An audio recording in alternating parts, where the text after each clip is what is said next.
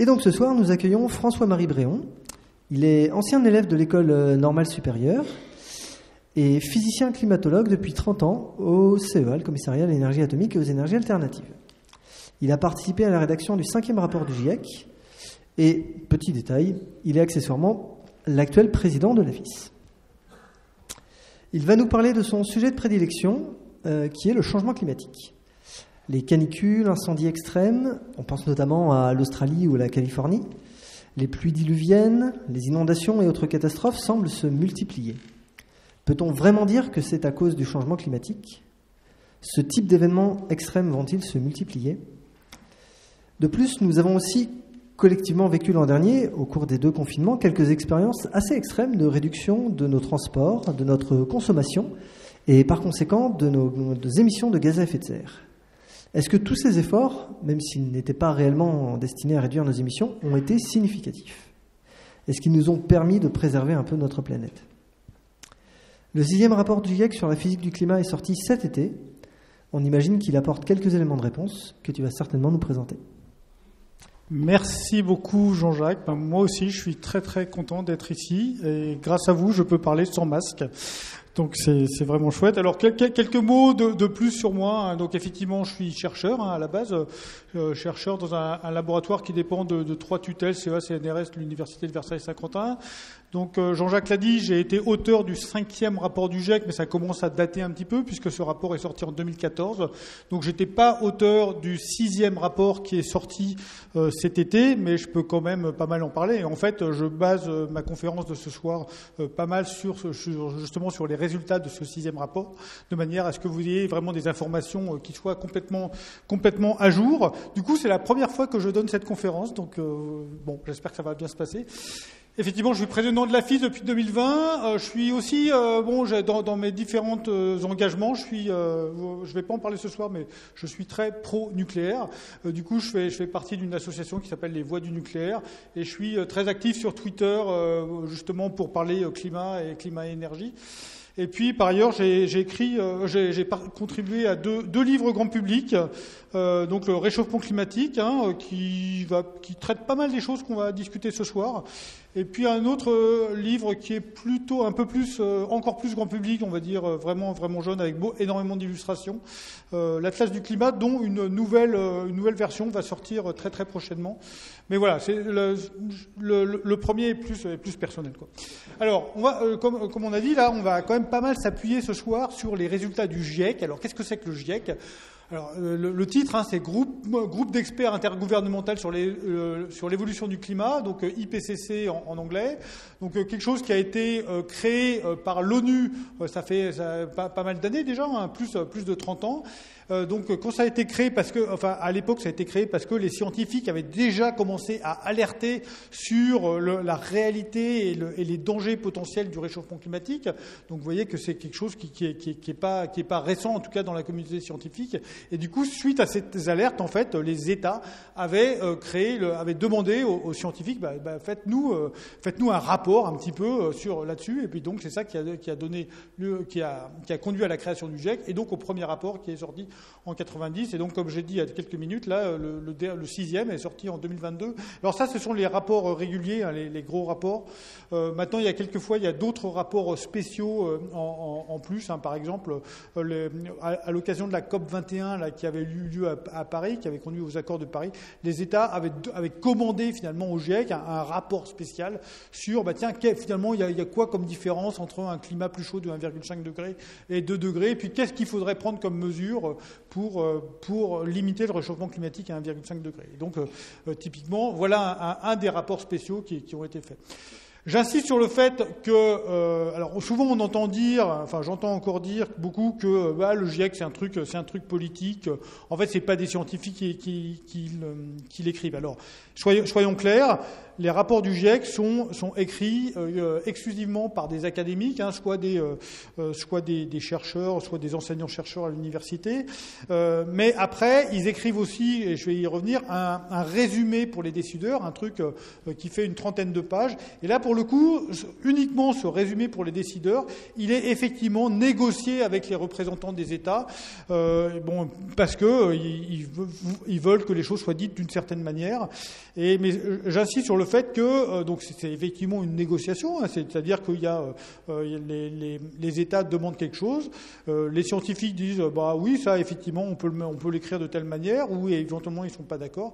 Mais de toute façon, à la fin, c'est toujours les scientifiques qui ont le dernier mot. Donc il faut surtout pas donner l'impression que le résumé pour les décideurs, c'est un truc qui est écrit par les représentants des États. Ça reste un truc qui est écrit par les scientifiques. Et dernier point, souvent j'entends parler des chercheurs du GIEC, voire des modèles du GIEC. Souvent, ça c'est une mauvaise compréhension de ce qui se passe. En fait, d'abord, le GIEC ne fait pas de recherche. Je vais y revenir dans un instant. Mais surtout, en fait, les chercheurs les chercheurs qui contribuent au GIEC ne sont pas payés par le GIEC. Simplement, leur employeur les autorise à passer une partie de leur temps de travail à cette activité-là, à l'activité du GIEC. Du coup, il faut surtout... ils ne sont pas payés par le GIEC, mais ce ne sont pas des bénévoles pour autant, parce que le travail, il est fait essentiellement sur le temps de travail, même si, quand on est chercheur, on travaille pas mal le soir, éventuellement le week-end, mais quand même, voilà. Donc, ce ne sont pas des bénévoles, mais ils ne sont pas rémunérés directement par le GIEC. Alors, qu'est-ce que c'est le travail du GIEC ? Comme je l'ai dit il y a un instant, le GIEC n'a pas à faire de la recherche. Le GIEC, il regarde la recherche qui a été faite, il regarde les résultats qui ont été publiés et il essaye de faire une synthèse. Donc ça veut dire que notre travail, le travail des auteurs du GIEC, c'est de lire la littérature scientifique. Donc vous savez peut-être que les chercheurs... ils font de la recherche et puis quelquefois ils trouvent et quand ils ont trouvé quelque chose, ils l'écrivent dans un article. L'article est évalué par les pairs et s'il est jugé comme étant de bonne qualité, il va être publié dans un article. Donc les auteurs du GIEC, ils lisent l'ensemble normalement de la littérature scientifique sur le sujet dont ils ont la charge, parce qu'on s'est quand même réparti le travail, et puis on regarde ce sur quoi il y a un consensus, ce sur quoi tous les articles disent à peu près la même chose, ce sur quoi il n'y a pas de consensus, ou ce sur quoi il n'y a pas suffisamment de données. Et donc c'est ça qui va être mis dans le rapport. Le rapport, voilà, il va faire un état, dire, tiens, sur tel sujet, on manque de données, sur tel sujet, c'est bizarre parce que il y a les modèles qui disent une chose, et puis les observations qui ont l'air de dire autre chose, donc là c'est bizarre. Ou au contraire, vraiment, on comprend bien parce que ce qui se passe, c'est exactement la même chose que nous disent les modèles, donc on pense qu'on a bien compris ce qui se passe. Voilà typiquement le genre de choses qu'on va trouver dans ce rapport complet, alors de manière avec un langage qui est un petit peu plus scientifique, donc c'est quand même pas forcément très, très facile à lire. Ça, typiquement, c'est le genre de choses que je donne à mes étudiants en thèse ou des étudiants de master. Donc c'est pas à mettre forcément entre toutes les mains, il y a quand même un langage un peu particulier. Par contre, comme je le disais il y a un instant, il y a aussi le fameux résumé pour les décideurs. Donc là, c'est typiquement quelque chose qui fait une trentaine de pages et qui est écrit dans un phrasé qui, on nous demande niveau terminal scientifique. Donc ça se met un peu plus dans toutes les mains. Je pense que l'ensemble des gens qui sont dans cette conférence peuvent lire le rapport, le résumé pour les décideurs, d'autant plus qu'il est traduit dans pas mal de langages. Parce que, en fait, quand quelquefois il y a la littérature grand public qui va vous dire le GIEC a dit que voire même j'ai entendu récemment des candidats à l'élection, enfin des candidates à la candidature chez Europe Écologie des Verts qui nous disaient d'après le GIEC blablabla, alors qu'en fait le GIEC avait jamais dit ça. Et de même quelquefois la littérature grand public, enfin les journaux grand public sont beaucoup plus catastrophiques en fait que ce qui est vraiment dans les rapports du GIEC. Donc vraiment voilà, si vous vous intéressez à la question, je vous invite à aller lire le rapport directement. Et la dernière chose qui est importante à dire pour comprendre le fonctionnement du GIEC, c'est qu'en fait, il y a trois groupes différents. Le groupe sur lequel j'ai travaillé, c'est le groupe 1 qui est vraiment sur les sciences du climat. Le climat physique et chimique, d'accord ? Par contre, le deuxième groupe va regarder quel est l'impact du changement climatique. L'impact du changement climatique sur l'agriculture, l'impact du changement climatique sur les infrastructures, sur la santé, sur la biodiversité. Tout ça, voilà. Donc ça va être dans le groupe 2. Donc autant dans ce groupe-là, vous trouvez uniquement c'est rédigé uniquement par des climatologues, par des collègues directs. Autant là, déjà, vous avez une variabilité plus importante parce qu'il va y avoir des spécialistes de l'agriculture, des spécialistes de la forêt, voire des spécialistes de la santé, éventuellement des spécialistes des infrastructures, comment les infrastructures réagissent au changement climatique ou les zones côtières, des choses comme ça. Et puis dans le troisième groupe, c'est qu'est-ce qu'on peut faire pour limiter le changement climatique ou s'adapter au changement climatique.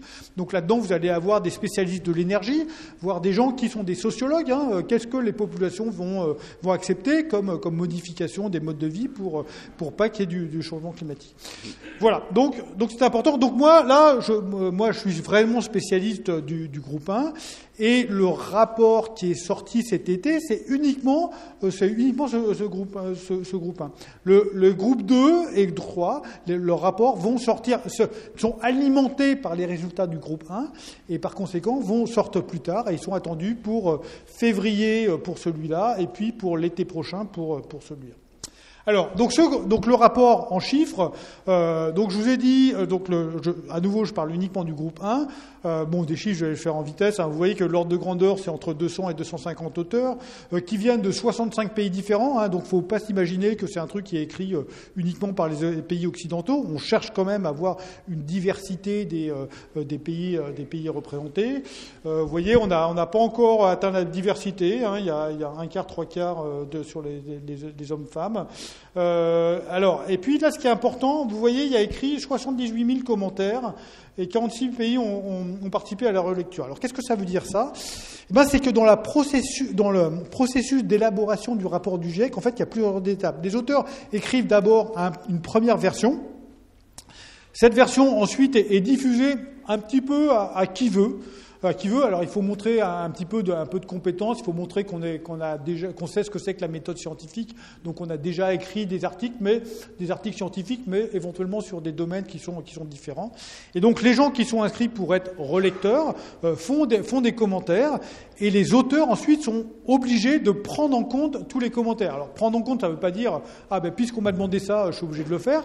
Mais si on dit ce commentaire il est débile, j'ai pas envie de le prendre en compte, il faut expliquer, il faut quand même expliquer pourquoi on a décidé de ne pas le prendre en compte. Et il y a des gens aussi qui sont chargés de vérifier justement que les commentaires sont pris en compte de manière correcte. Donc vous voyez que en fait il y a tout un aller-retour comme ça, il y a 3 versions du rapport pour que à la fin il y ait un truc dont on est content. Donc du coup vous voyez que non seulement il faut écrire le rapport, écrire un truc de plusieurs milliers de pages, mais en plus il faut répondre aux commentaires. Donc c'est quand même un très gros travail. Alors allons-y. Maintenant qu'on a montré un petit peu comment ça marche, quels sont les résultats. Donc je vais vous montrer essentiellement des figures qui sont extraites du dernier rapport du GIEC qui est sorti au mois d'août dernier. Alors vous voyez que le truc le plus facile à regarder, c'est la température. Tout le monde sait ce que c'est que la température, c'est un truc qu'on ressent bien. Donc là, vous avez vous voyez, depuis 1850 à 2020, vous avez la température moyenne de la Terre. Et donc vous voyez qu'en gros, il y avait un peu de variabilité, typiquement entre 1850 et 1950, il se passait pas grand-chose. Et puis vraiment, depuis 1970, on a vraiment une augmentation des températures qui est pratiquement linéaire, une fois qu'on a retiré les variations annuelles. Et donc en fait, le GIEC a décidé que ce qu'ils allaient quantifier, ils vont dire la normale c'est la moyenne sur les 50 dernières années du 19e siècle. Et puis pour lisser un petit peu les variations interannuelles, on fait des moyennes sur 10 ans. Et donc finalement, on compare la température moyenne sur ces 50 ans-là à la température moyenne sur les 10 dernières années, et on a une augmentation de 1,1 degré. Donc on dit, voilà, même s'il y a des fluctuations interannuelles, mais la norme un peu, c'est de dire, le climat s'est réchauffé de 1,1 degré. Et si on compare un petit peu à ce qui s'est passé sur les 2000 dernières années, alors évidemment, quand on remonte un petit peu avant 1850, il n'y avait quand même pas beaucoup de thermomètres dans le monde, donc c'est quand même plus difficile de connaître quelle est la température en l'an 1000 que la température en 1950, mais il y a quand même des méthodes qui utilisent par exemple les cernes des troncs d'arbres, les coraux, les sédiments marins, comme ça. Il y a des techniques qui ont été développées. Alors bien sûr avec une barre d'incertitude qui est montrée sur cette figure, qui est assez importante, enfin typiquement à demi-degré, mais quand même malgré ces incertitudes, il n'y a pas de doute que vraiment le réchauffement récent est complètement exceptionnel, au moins sur les 2000 dernières années. Et alors, je vous ai dit, la température c'est le plus facile, mais il y a d'autres choses, il y a d'autres paramètres climatiques qui sont regardés par les climatologues. Et donc, voilà un petit peu des conclusions qu'on trouve dans ce dernier rapport, justement sur la base des études scientifiques. Il est dit que la concentration de dioxyde de carbone dans l'atmosphère c'est la plus élevée depuis au moins 2 millions d'années, que la montée du niveau des mers c'est la plus rapide depuis au moins 3000 ans, que la surface de la banquise arctique, c'est la plus faible depuis au moins 1000 ans, et puis le recul des glaciers, il est sans précédent depuis au moins 2000 ans. J'insiste sur le fait que, comme on dit, c'est pas il y a au moins tant d'années, c'est une estimation relativement prudente parce que c'est simplement on a toutes les raisons de penser que c'était le cas, encore plus le cas aussi sur des périodes plus longues, mais puisqu'il n'y a pas d'observation qui nous permettent de déduire ça, et ben on le dit, on s'arrête à là. Mais donc vous voyez qu'il y a quand même quelque chose qui se passe. Jusqu'à présent, vous avez bien noté, je n'ai pas parlé d'interprétation, c'est simplement des observations d'un système qui est en train de changer. Des extrêmes aussi, les extrêmes. Alors les extrêmes, il y en a qui sont plus classiques, évidemment, puisque les températures augmentent, les canicules, la fréquence et même l'intensité des canicules a tendance à augmenter. Mais non seulement, c'est pas simplement dû au fait que la température moyenne, donc la température des canicules augmente. Non, il y a aussi un effet d'amplification.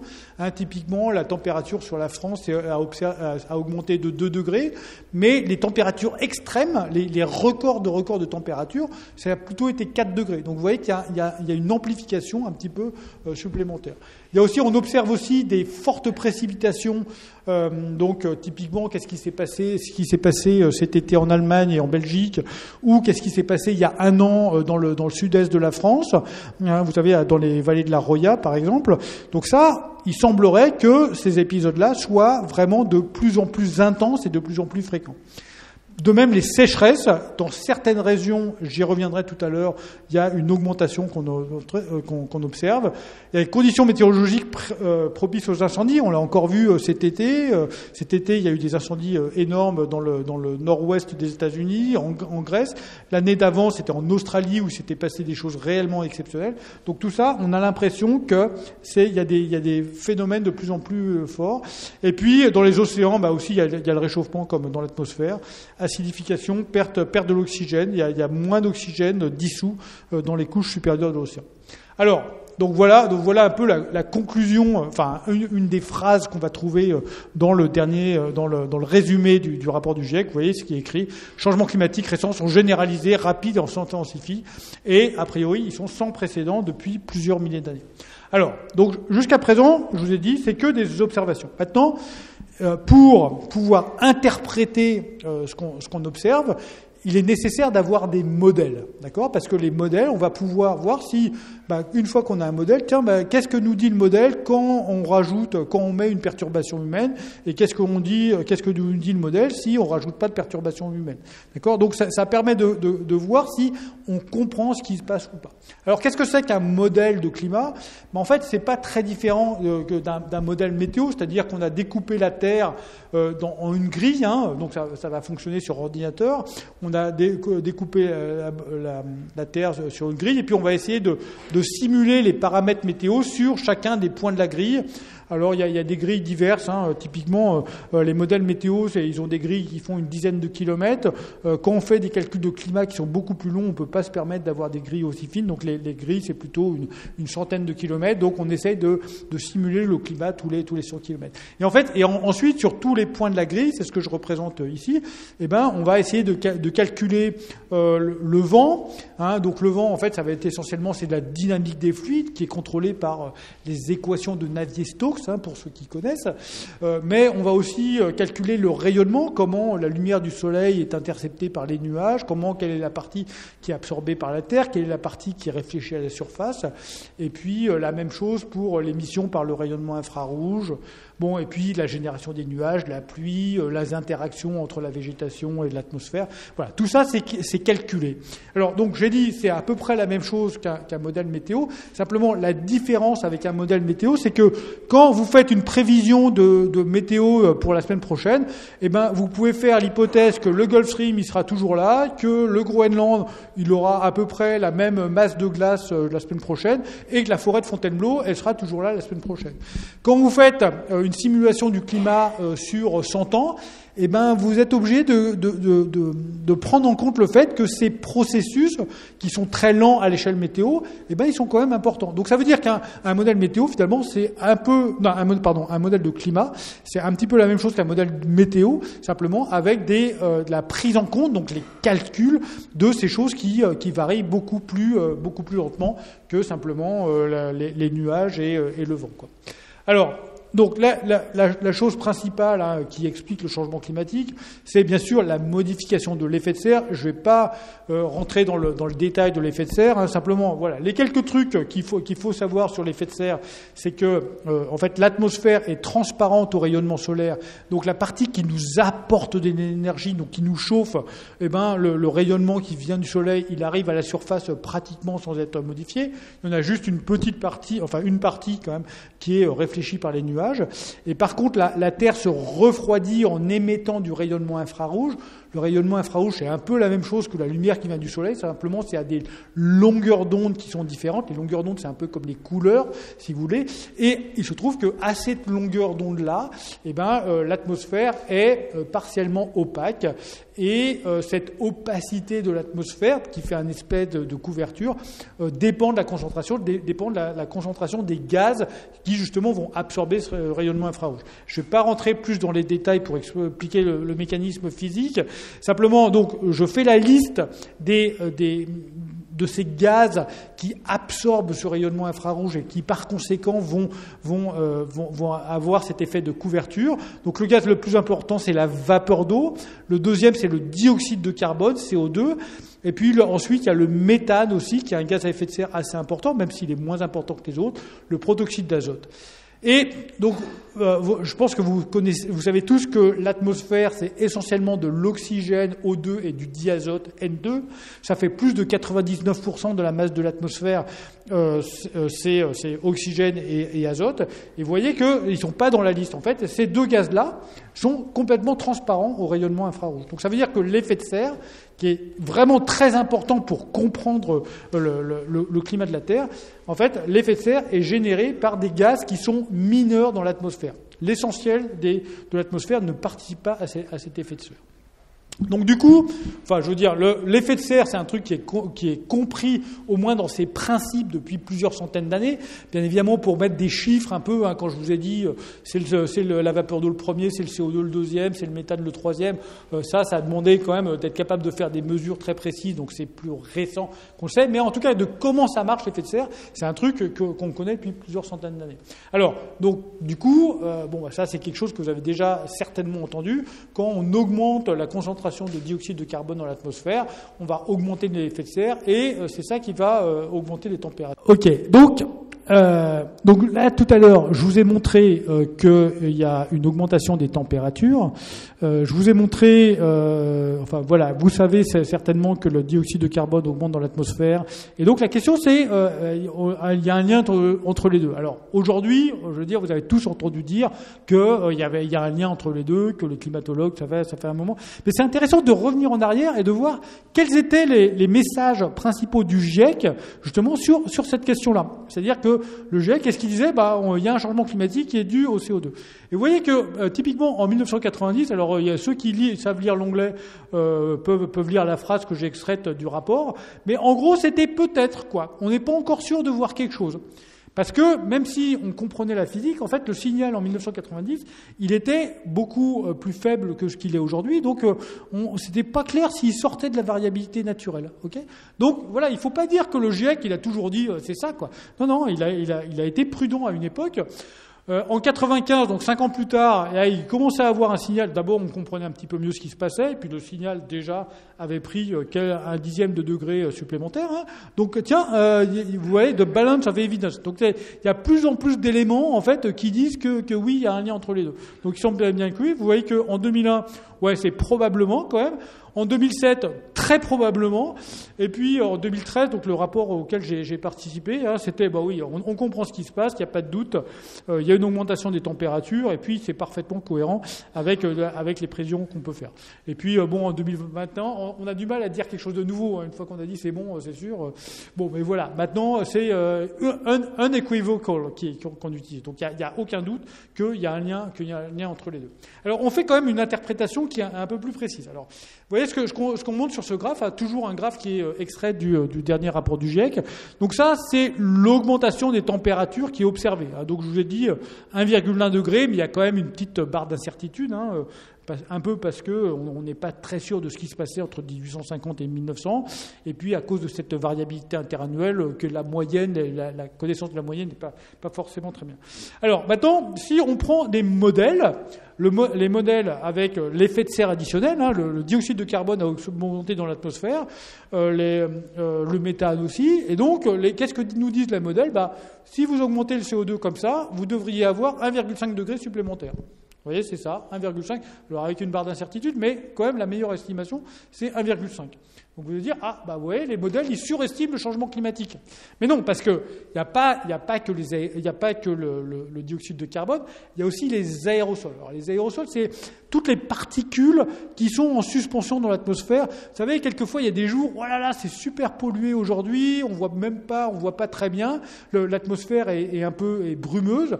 Cette brume, en fait, ce sont les particules, justement, parfois naturelles, hein, quand il y a du vent de sable au Sahara, c'est des aérosols naturels, mais il y a aussi des aérosols qui sont anthropiques, qui sont liés à l'homme, et donc ces aérosols, donc la partie qui est due à l'homme, a tendance à refroidir le climat, et donc là aussi, le GIEC estime que ces aérosols, ils refroidissent le climat de typiquement 0,4 degrés.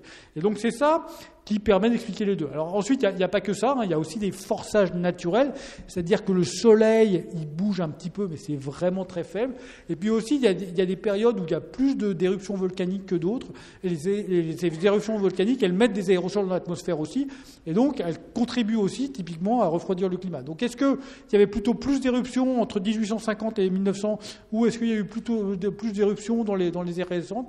Ça, il y a des incertitudes là-dessus. Donc vous voyez, on pense que c'est zéro, on pense que c'est à peu près, finalement, 1850, enfin la nature était à peu près la même entre à la fin du 19e siècle et ce qu'elle était les 10 dernières années, mais avec quand même une petite incertitude. Et puis d'autre part, il y a ce qu'on appelle la variabilité interne. Vous avez certainement entendu parler de El Niño, par exemple, hein. Et puis il y a d'autres phénomènes de variabilité interne que celle-là. Et donc là aussi, ça met une barre d'incertitude, mais qui est autour de zéro. Donc c'est pour ça qu'à la fin, au total, finalement, notre compréhension du système, il est complètement en accord avec ce qui est observé. Donc avec un réchauffement qui est dû, je vous ai dit, l'augmentation de l'effet de serre, et puis un refroidissement qui est dû aux aérosols. Alors ensuite, le truc, c'est qu'une fois que vous chauffez l'atmosphère, il peut se passer plein de trucs. Je vais pas expliquer tout ce qui peut se passer, mais il y a quelque chose qui est extrêmement important, c'est tout ce qui concerne le cycle de l'eau. Hein, tout à l'heure, j'ai parlé des inondations, j'ai parlé des sécheresses. Et donc, qu'est-ce qui se passe en fait ? Le cycle de l'eau, c'est le fait qu'il y a de l'eau à la surface quand il y a du soleil qui est dessus, il y a de l'évaporation. La vapeur d'eau part dans l'atmosphère, éventuellement va se condenser en nuages. Éventuellement, les nuages vont être dans une configuration qui est telle qu'il va y avoir des précipitations. Ce qu'il faut savoir, c'est que plus l'atmosphère est chaude, plus elle peut contenir de la vapeur d'eau. D'accord ? Une atmosphère froide, c'est une atmosphère qui est très sèche, et une atmosphère chaude, elle peut contenir plus de vapeur d'eau. 1 degré de plus, c'est 7% de vapeur d'eau supplémentaire. Donc du coup, vous imaginez bien que si la température augmente, en fait, vous augmentez, vous accélérez le cycle, et donc il va y avoir la vapeur d'eau mobilisable quand il y a des précipitations très importantes, hein, typiquement ce qu'on appelle les événements cévenols, la vapeur d'eau qui vient, enfin l'air qui vient de la Méditerranée qui heurte les montagnes, et donc l'air monte et donc elle se débarrasse de la flotte. Et s'il fait plus chaud, il y a plus de vapeur d'eau, et donc il il y a plus de vapeur d'eau dans l'atmosphère, et donc potentiellement ça fait des précipitations qui sont plus intenses. Donc le mécanisme pour qu'il y ait des précipitations extrêmes, finalement, il est assez direct, quoi. Donc c'est assez normal que dans un climat plus chaud, il y ait des précipitations intenses plus fréquentes. Et puis à l'inverse, en fait, justement l'évaporation est plus rapide et par conséquent, ça peut conduire, si justement il n'y a pas de précipitation pendant plusieurs semaines, eh ben le sol va plus s'assécher que dans une température plus faible. Donc finalement, vous voyez que donc cette augmentation des températures conduit pour le cycle de l'eau à des choses qui sont apparemment contradictoires, c'est-à-dire des précipitations extrêmes qui sont plus fréquentes et plus intenses, mais aussi à une possibilité d'avoir une sécheresse qui est plus forte. Ça, c'est finalement de la physique assez directe.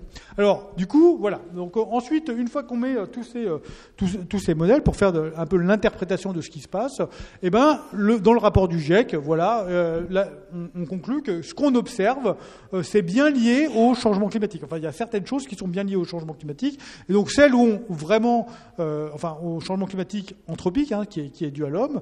Donc c'est bien l'influence humaine qui est le principal facteur, l'augmentation de d'une part de la température, mais aussi les canicules. Pourquoi les extrêmes chauds, c'est les canicules. Aussi du réchauffement de l'océan et puis son acidification. J'en ai pas parlé jusqu'à présent. Éventuellement, je répondrai à ces questions si on a à ce sujet-là. Et puis, tout ce qui concerne les zones gelées, on observe une recul global des glaciers, une baisse de la banquise arctique, diminution du manteau neigeux. Tout ça, on comprend bien que c'est lié au changement climatique. Alors, tout ça, finalement, c'était des choses qui étaient déjà abordées dans le 5e rapport du GIEC auquel j'ai participé en 2013. Ce qui est une chose qui est réellement nouvelle dans le rapport, dans le dernier rapport, c'est qu'on fait des analyses, c'est qu'ils font des analyses régionales. C'est-à-dire que évidemment, le changement climatique au Sahara, c'est pas le même que le changement climatique en France et c'est pas les mêmes impacts que le changement climatique au Groenland. Du coup, ce qu'ils ont fait, c'est que ils ont finalement séparé la Terre, vous voyez, en 45 grandes zones, parce qu'on ne va pas faire ça tous les kilomètres non plus. Donc des zones qui sont climatiquement relativement homogènes. Donc vous voyez, nous on est ici. Ça c'est le Groenland. Les États-Unis sont là. Ils ont droit à 4 boîtes. L'Australie est là, la Nouvelle-Zélande est là, et puis ça c'est pour toutes les îles. Ça c'est pour toutes les îles du Pacifique. Et donc dans le dernier rapport du GIEC, il y a un peu une analyse spécifique sur chacune de ces boîtes, et je montrerai celle sur l'Europe un peu plus tard dans mon exposé. Et donc il y a des cartes qui sont de ce type-là, donc vous voyez que à nouveau c'est la Terre est découpée là sur ces boîtes, et donc là sur cette figure-là c'est la fréquence des canicules. Est-ce que la fréquence des canicules augmente, diminue ou reste à peu près la même? Vous voyez, donc quand c'est en rouge, c'est que c'est augmentation. Quand c'est en bleu, c'est en diminution. Bon, il n'y en a pas. Il n'y a pas d'endroit où les fréquences des canicules diminuent. Quand c'est en assuré, c'est incertain. Vous voyez que ça c'est l'est, le centre et l'est des États-Unis. C'est pas clair s'il y a une augmentation des canicules dans cette zone-là.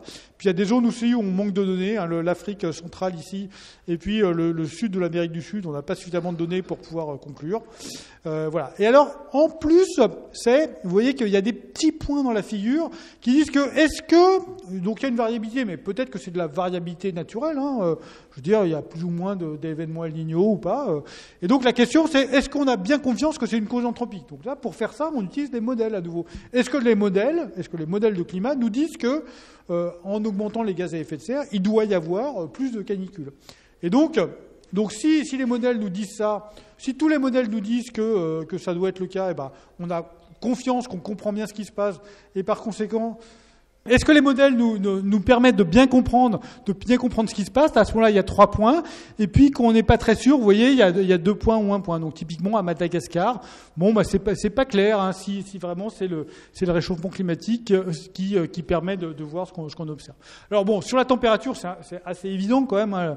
L'augmentation des températures est quasiment globale. Par contre, quelque chose qui est plus incertaine, vous voyez, c'est les précipitations extrêmes. Je vous ai dit que quand même, il y a un certain nombre d'endroits dans le monde où on observe une augmentation de la fréquence des précipitations extrêmes. Mais pas forcément partout. Donc vous voyez que bon, il y a aucun endroit où il y a une diminution qui serait en jaune.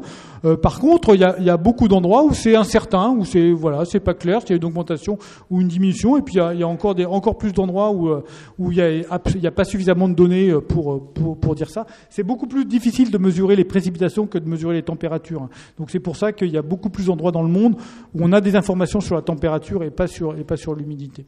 Et vous voyez aussi que la confiance, en gros, il y a que vraiment sur l'Europe du Nord où d'une part on observe qu'il y a vraiment des températures, des précipitations extrêmes qui sont plus fréquentes, et puis d'autre part, vraiment, c'est ce que prédisent les modèles. Donc on est à peu près sûr qu'il y a un lien entre les deux.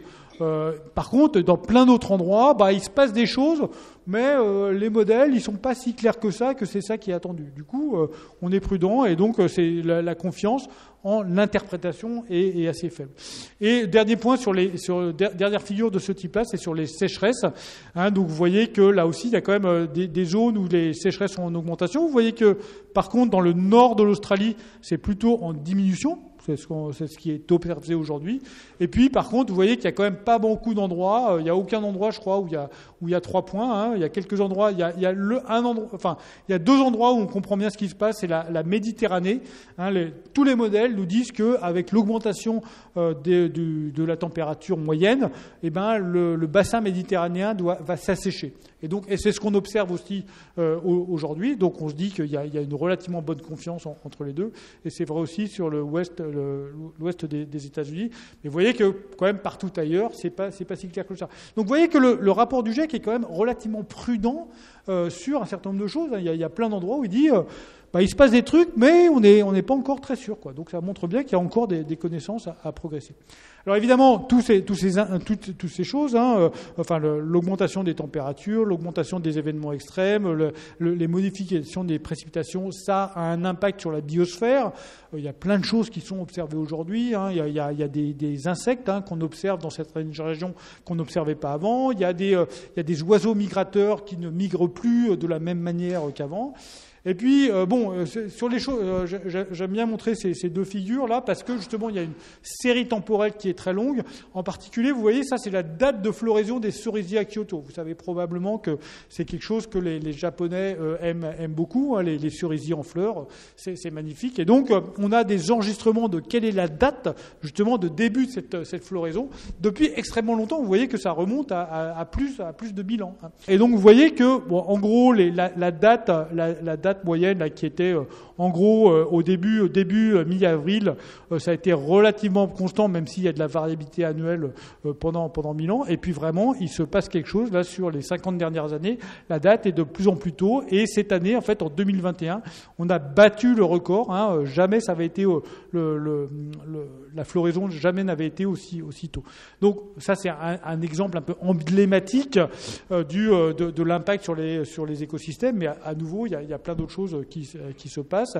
Et puis vous voyez que ça, c'est un truc qui nous concerne un peu plus. C'est la date de vendange des vignobles français. Alors là, la série temporelle remonte beaucoup moins loin en arrière. C'est seulement sur les dernières une grosse centaine d'années. Mais là aussi, vous voyez que les vendanges sont de plus en plus tôt. Donc manifestement, le changement climatique a un impact important sur le fonctionnement de la biosphère au sens large. Alors maintenant, qu'est-ce qui va se passer dans le futur ?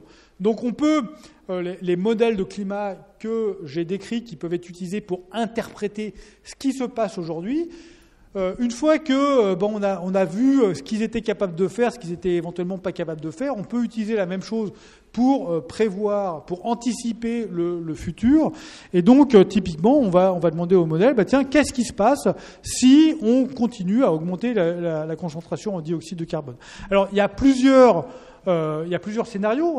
Les climatologues, ils n'ont pas de boule de cristal, donc ils ne savent pas quelle va être la concentration en dioxyde de carbone en 2100. Ça va dépendre un petit peu des décisions que les États vont prendre. Ça va dépendre aussi de ce que nous, on est capable d'accepter, quels sont les efforts qu'on est prêt à faire et à pas faire. Et donc, il y a plusieurs trajectoires, justement, d'émissions de gaz à effet de serre pour le futur qui, bien évidemment, ont un impact sur les trajectoires de concentration. Donc, vous voyez qu'il y a des scénarios donc d'émissions très basses, intermédiaires, élevées, très élevées, qui conduisent, une fois qu'on les met dans les modèles nous prévoient une évolution des températures qui est bien sûr différente. Et donc vous voyez qu'avec cette trajectoire très basse qui, à mon avis, est totalement irréaliste. Je pense qu'il n'y a absolument aucune chance que ça arrive. Mais donc, si on arrivait à être sur ce scénario d'émissions, qui suppose que déjà l'année dernière, on avait commencé à diminuer nos émissions de 5% par an, et puis qu'on continue à faire la même chose jusqu'en 2050 pour arriver pratiquement à un net zéro avant 2050. Vous voyez que dans ces cas-là, les modèles de climat nous disent qu'on va dépasser un petit peu le seuil de 1,5 degré qui avait été fixé un peu comme étant un objectif au moment des accords de Paris. Et puis, même si on le dépasse, après, pour la fin du siècle, on va réussir à repasser un peu en dessous. Donc tout ira bien. Vous voyez qu'avec le scénario bas qui est un petit peu plus réaliste, même si je ne le vois pas se mettre en place aujourd'hui. Donc là, on arrive quand même à stabiliser. Ça, c'est un scénario on arrive à stabiliser les températures à moins de 2 degrés. On dépasse le 1,5 degré, mais on ne dépasse pas le 2 degrés. Puis vous voyez qu'il y a d'autres scénarios qui conduisent à une augmentation des températures encore plus forte, jusqu'à 5 degrés à la fin du 21e siècle. Alors, chose qu'il faut savoir, c'est que ça, bien sûr, c'est la température moyenne de la Terre, mais il y a des disparités régionales qui sont assez importantes. Et donc, vous voyez, là, vous avez des cartes, justement, de la température moyenne de la Terre pour les différents scénarios, ou en tout cas là où on est arrivé. Et donc, ce que vous voyez, en fait, il y a deux choses. Vous voyez que le réchauffement, il est quand même toujours beaucoup plus important vers les pôles que dans les basses et moyennes latitudes. Il y a vraiment une accélération très forte dans les zones polaires. Et puis vous voyez aussi que quand même de manière générale, les terres se réchauffent plus vite que les mers. Et du coup, ça veut dire que c'est vraiment ce qui explique que là où aujourd'hui la température de la Terre s'est déjà réchauffée de 1,1 degré en moyenne, en France, on a déjà dépassé le 1,5 degré. Parce que justement, les terres...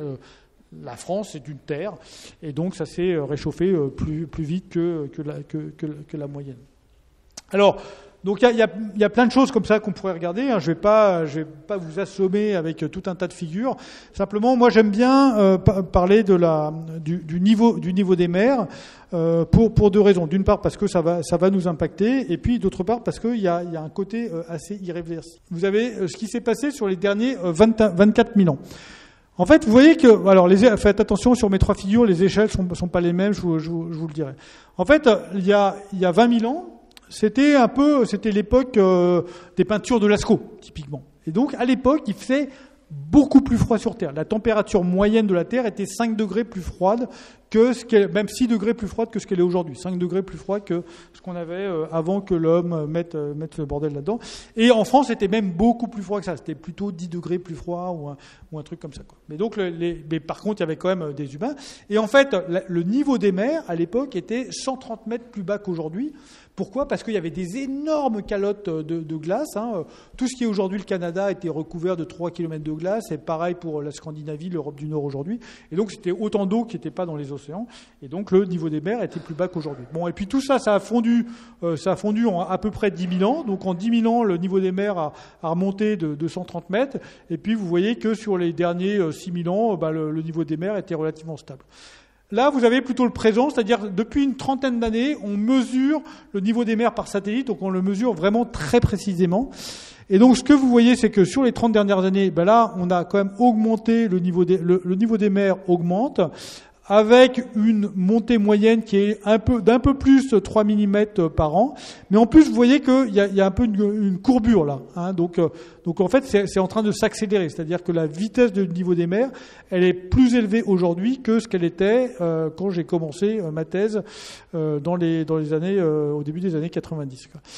Et alors, donc dernier point. Donc là, du coup, en une trentaine d'années, on a pris 10 cm. C'est pas du tout les mêmes ordres de grandeur que ce qu'on disait là. Et puis ça, c'est le futur. Donc là, c'est des simulations avec du climat. Donc, ma figure est pas très grande, je suis désolé, mais en fait, là, ce que vous avez, c'est les mêmes scénarios que ce que je vous montrais tout à l'heure, là, avec les scénarios où les émissions très très basses, moyennes, hautes. Et vous vous souvenez que je vous ai montré qu'avec des scénarios d'émissions basses, on stabilisait les températures, voire même on avait les températures qui diminuaient à la fin du siècle.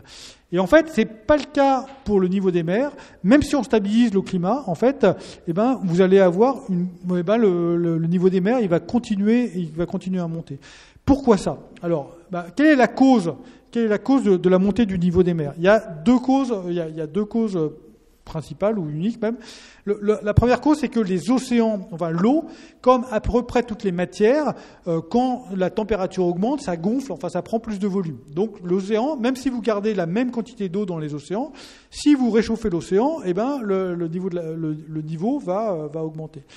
Et ça, ce phénomène, aujourd'hui, donc supposez que on réchauffe le climat de 2 degrés, puis qu'on arrive à rester à 2 degrés, en fait, vous réchauffez assez rapidement la couche supérieure de l'océan, donc vous dilatez la couche supérieure de l'océan, mais par contre, ça va prendre plusieurs centaines d'années pour réchauffer les océans en profondeur. Et pendant que vous réchauffez en profondeur, c'est l'ensemble de l'océan qui gonfle, et donc vous continuez, même si vous restez à 2 degrés, vous augmentez le niveau de la mer. Et puis l'autre phénomène, c'est le fait que avec une température plus élevée, vous avez une fonte des glaces, une fonte des calottes polaires, le Groenland et l'Antarctique, chose qu'on observe déjà aujourd'hui, et même on a l'impression que c'est en train de s'accélérer. Et donc, même chose, si on maintient la température à plus de degrés, si on arrive à stabiliser le réchauffement climatique, le Groenland et l'Antarctique vont continuer à fondre. Ça va prendre des centaines d'années, mais ça va continuer à fondre. Donc, en permanence, dans les prochains siècles, en fait, vous allez rajouter de l'eau dans les océans, qui va, là aussi, contribuer à l'augmentation du niveau des mers. Donc, ça veut dire que nos descendants, enfants, petits-enfants, arrière-petits-enfants, vont de toute façon, quoi qu'il arrive, quoi qu'on arrive à faire, vont devoir faire face à une montée du niveau des mers de plusieurs mètres. En fait, de plusieurs mètres, c'est quelque chose qui est déjà écrit dans le système. Voilà pourquoi je trouve que c'est important. Alors tout à l'heure, je vous avais parlé que je ferais un focus sur l'Europe. À mon avis, vous ne pouvez pas lire ce qui est derrière, mais tout à l'heure, je vous avais dit que dans le rapport du GIEC, il y a un peu un focus sur l'ensemble sur chacune région. Alors très rapidement, donc qu'est-ce qu'on dit sur l'Europe? Les températures augmentent, vous avez compris, les extrêmes de chaleur vont augmenter, les vagues de froid et les jours de gel vont en diminution. Il y a les gens qui disent on modifie le climat, donc on modifie les extrêmes. Non, c'est pas. Donc on décale. Il y aura plutôt de moins en moins de jours de froid. C'est quelque chose qu'on observe déjà aujourd'hui. Donc plutôt, alors pour ce qui est des précipitations, vous voyez qu'il y a augmentation prévue des précipitations en Europe du Nord et plutôt une diminution des précipitations essentiellement en été en Méditerranée. Donc un peu un contraste entre l'Europe du Nord et l'Europe du Sud, mais c'est vraiment aussi sur la France. Plutôt plus de précipitations dans la France du Nord et plutôt moins de précipitations dans la France du Sud. Bon, le niveau des mers qui augmentera comme partout, donc avec bien sûr un impact sur les côtes sablonneuses. C'est déjà le cas en Vendée. Moins de neige bien évidemment.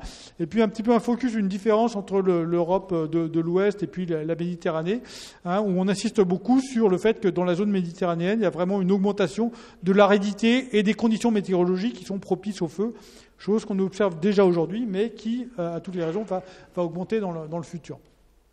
Donc voilà, modification immédiate, sauf si on fait une réduction immédiate et rapide à grande échelle des émissions de gaz à effet de serre, limiter le réchauffement climatique est hors de portée. Je vous ai montré plusieurs scénarios où on va émettre plus ou moins de quantité de carbone dans l'atmosphère avec les 5 scénarios qui sont là. Ce qui est intéressant finalement, c'est que l'augmentation des températures dépend pas tellement de la vitesse à laquelle on met du carbone dans l'atmosphère. Finalement, le paramètre qui est important, c'est la quantité totale de carbone qu'on a mis dans l'atmosphère. Donc finalement, si on se dit, on a envie de limiter, notre objectif, c'est de limiter le changement climatique à 1,5 degré, ça veut dire, ok, on a droit à émettre au total pas plus de 3000 tonnes, milliards de tonnes de, qu'est-ce que je dis, 3000 milliards de tonnes de carbone, sachant qu'aujourd'hui, on en a déjà émis à peu près 2500.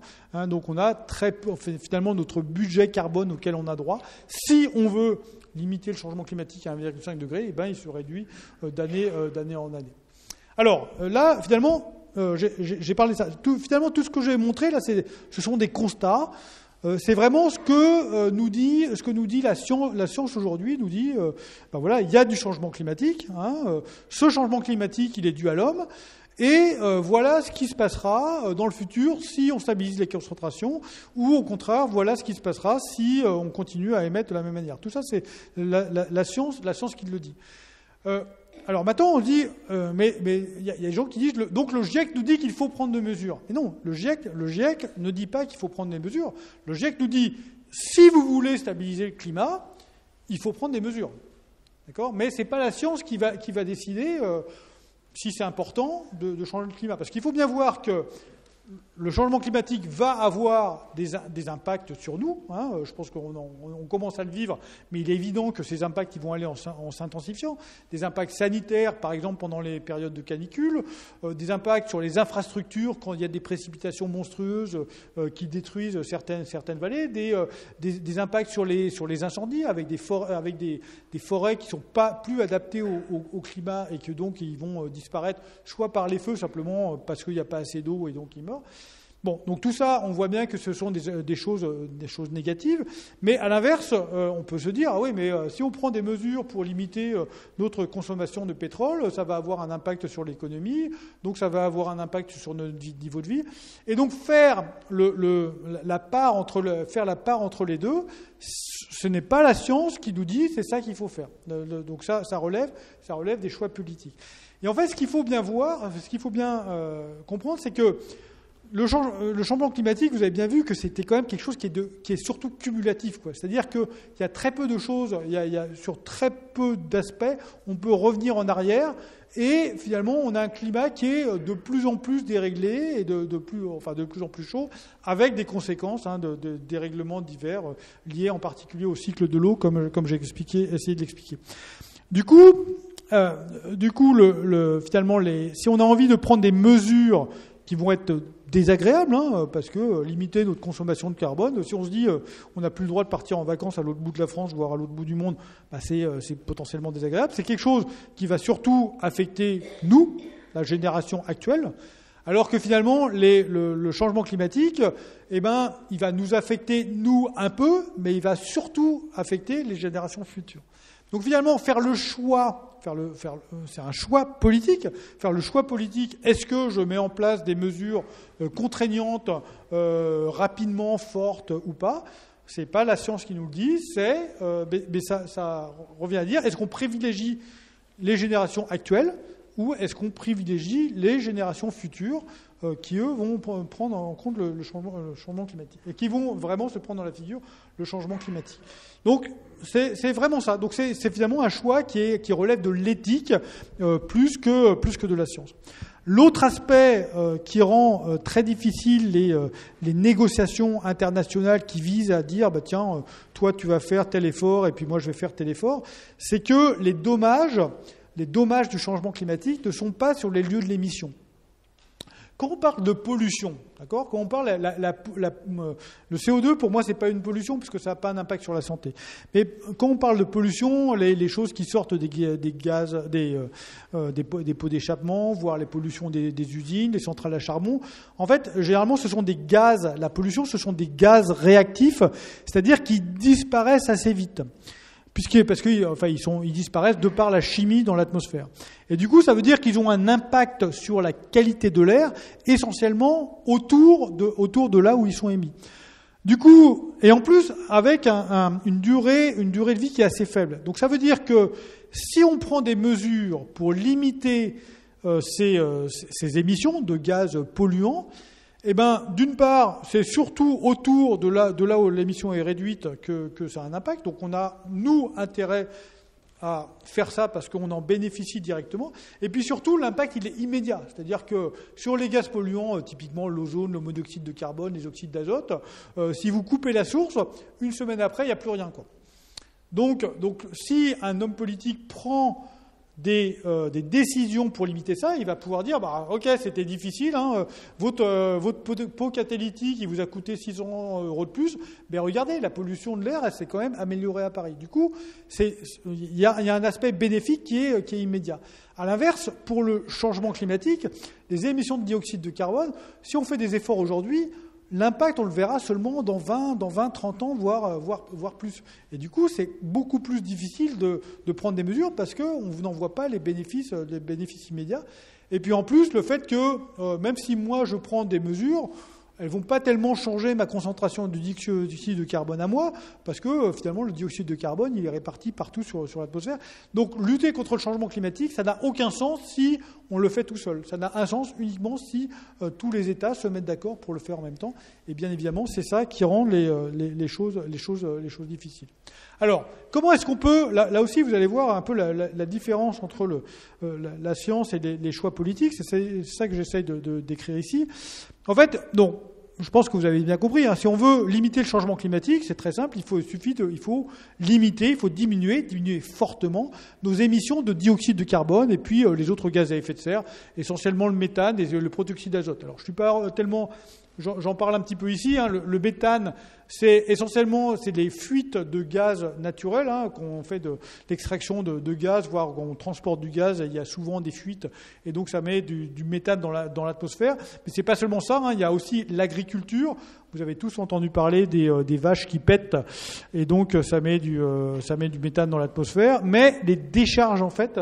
Les décharges, de manière générale, sont des émetteurs assez importants de méthane. En région parisienne, c'est typiquement les plus grosses sources, ce sont les décharges. Le protoxyde d'azote, c'est essentiellement lié à l'agriculture. C'est les engrais, en fait, qui lorsqu'ils sont oxydés dans le sol, conduisent à des émissions de protoxyde d'azote. Donc là aussi, si on voulait limiter ça, il faudrait limiter notre usage des engrais. Et puis, donc le CO2, ça c'est essentiellement l'utilisation des combustibles fossiles. Donc c'est lié à l'énergie. Au premier rang, c'est le charbon, le pétrole, le gaz. Donc il faut diminuer notre consommation d'énergie fossile. Alors comment est-ce qu'on peut faire ça ? Donc les diminutions des usages, essentiellement CO2, on peut viser la sobriété. Donc la sobriété, qu'est-ce que c'est ? C'est on mange moins de viande pour éviter d'avoir des vaches qui pètent. On peut avoir des logements qui ont moins de mètres carrés parce que du coup on n'a pas besoin de les chauffer autant. On peut faire moins de kilomètres, ne pas partir en vacances à l'autre bout du monde. On peut acheter changer notre iPhone tous les 6 ans au lieu de le faire tous les 3 ans, ou prendre des douches à l'approche de prendre des bains. Donc la sobriété, de manière générale, c'est des choses où quand même, il y a un impact direct sur notre niveau de vie. Donc, il y a des choses qu'on aime bien faire aujourd'hui, on se dit, pour la planète, je vais arrêter de les faire. Ensuite, l'efficacité, c'est, je vais essayer, pour le même usage, de consommer moins d'énergie. Donc ça, le truc qui est le plus mis en avant, c'est, je vais mieux isoler mon bâtiment, comme ça, ma maison, comme ça, je pourrais avoir 19 ou 20 dans mes pièces, mais avec moins d'énergie. On peut aussi viser à avoir des moteurs avec des meilleurs rendements, faire plus de kilomètres par litre, ou on peut faire de la cogénération d'efficacité. Donc tout ça, on change pas notre niveau de vie, mais on compte sur la technique pour le faire. Et puis quelque chose qui est un petit peu relié à ça, c'est tout ce qui concerne l'électrification.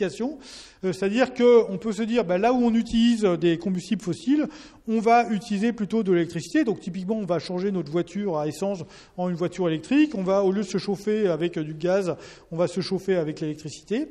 Donc voilà, donc on utilise toujours autant d'énergie, mais c'est une énergie qui est propre, entre guillemets, qui ne conduit pas à des émissions de gaz à effet de serre, à condition bien sûr que l'électricité qu'on a fabriquée, elle a été fabriquée de manière sans gaz à effet de serre, donc soit avec des énergies renouvelables, soit avec du nucléaire. Je ne vais pas aller plus dans le détail.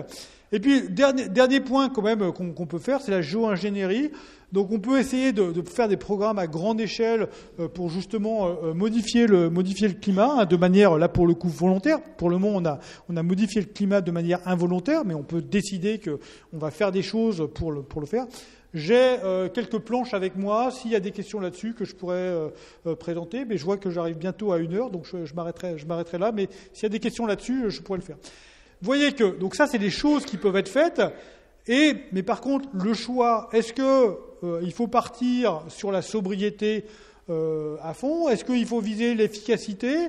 Est-ce qu'il faut faire l'électrification? Bon, bien évidemment, il faut faire les trois, mais par contre, là où les gens vont éventuellement être en désaccord et où la science ne dit pas ce qui doit être fait, c'est quelle importance vous donnez à chacun de ces trois trucs. Donc typiquement, vous avez probablement entendu parler du scénario Négawatt qui compte faire de la sobriété vraiment à fond. Où il y a des autres gens qui sont très pro-nucléaires, qui disent non, de toute façon on va pas changer notre niveau de vie, mais par contre on va tout électrifier et donc à ce moment-là tout ira bien. Voilà. Mais ça, à nouveau, ces différents choix, ces différents leviers, ce n'est pas la science permet de nous éclairer sur qu'est-ce qu'on peut attendre des différents choses. Éventuellement, la science va nous permettre de développer des mesures qui vont conduire à l'efficacité, mais c'est pas la science qui va nous dire il faut prendre tel chemin ou tel autre. J'ai presque terminé, hein, vous voyez. Donc, en fait, si on veut vraiment limiter le changement climatique à typiquement 2 degrés, faudrait arriver à du net zéro d'ici 2050. Donc, faudrait arriver à diminuer nos émissions de typiquement 5% par an ou quelque chose comme ça.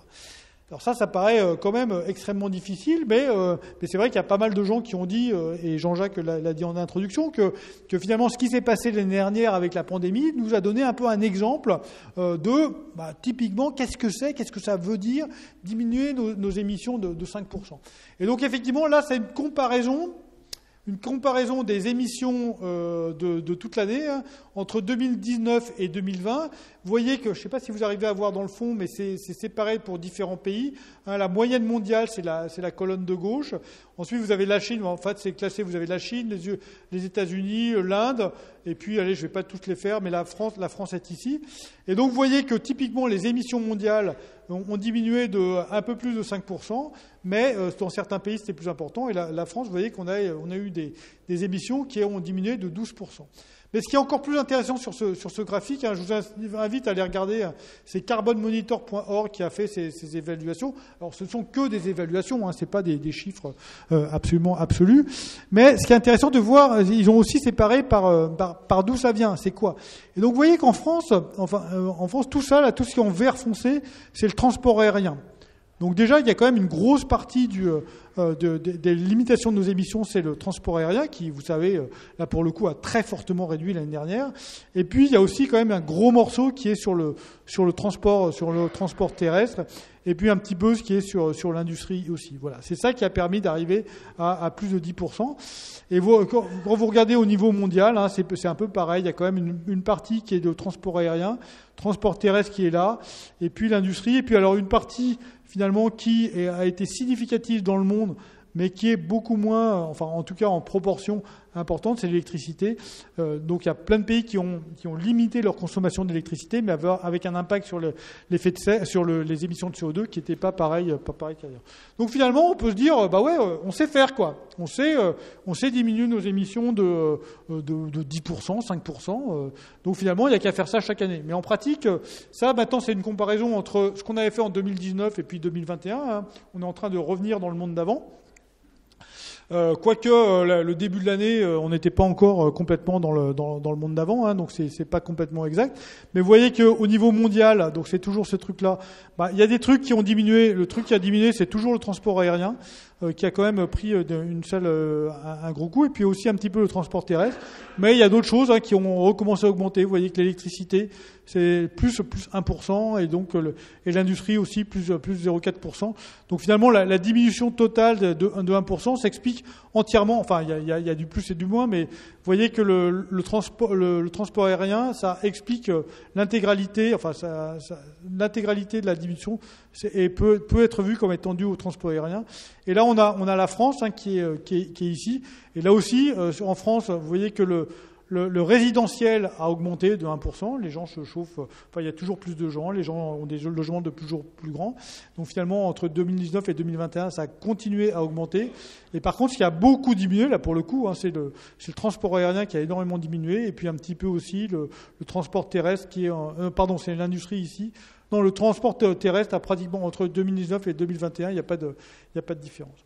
Donc voilà, finalement, en fait, le 5% par an, on a été capable de le faire une année, mais on est tout de suite revenu dans le monde d'avant. Donc ça montre bien quand même que ça sera extrêmement difficile de faire du 5% additionnel chaque année. Ça va vraiment demander une modification de nos comportements vraiment important. Voilà, donc mon dernier transparent, en fait c'est un peu un résumé. Donc le changement climatique, il est déjà là, il y a déjà un impact sur le bien-être. Je fais référence aux canicules, aussi sur les infrastructures. Je fais référence aux inondations qui se sont produites un petit peu, en France. Les inondations, ça affecte pas tout le monde, mais il y a quand même pas mal d'endroits. Il y a des gens qui ont très fortement souffert de ces inondations, en particulier dans le sud-est de la France. Et puis sur les écosystèmes, c'est des choses qu'on voit déjà.